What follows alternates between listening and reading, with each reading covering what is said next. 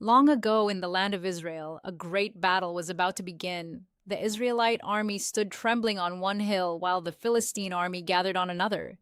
Between them stretched a dark valley, and from the Philistine side came a terrifying sound.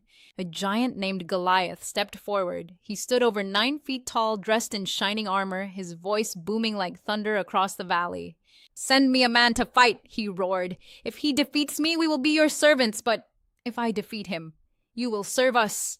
Day after day, Goliath shouted his challenge, and day after day, every soldier in Israel trembled with fear.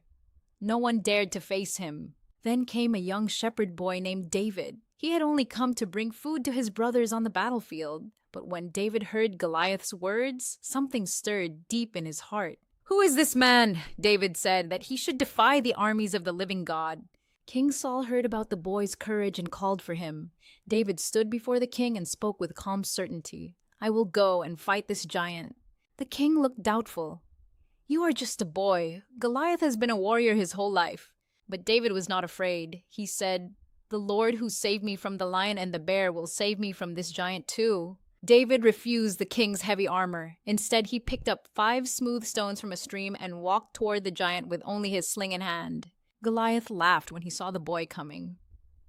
"Am I a dog that you come at me with sticks?" he sneered. David looked up at the towering figure and called out, "You come against me with sword and spear, but I come against you in the name of the Lord." David reached into his bag, placed a stone in his sling, and let it fly. The stone struck Goliath squarely on the forehead.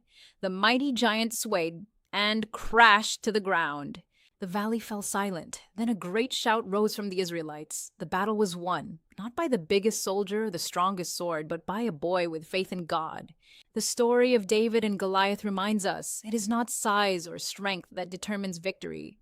It is courage, trust, and a heart that believes, because with God, even the greatest giants can fall.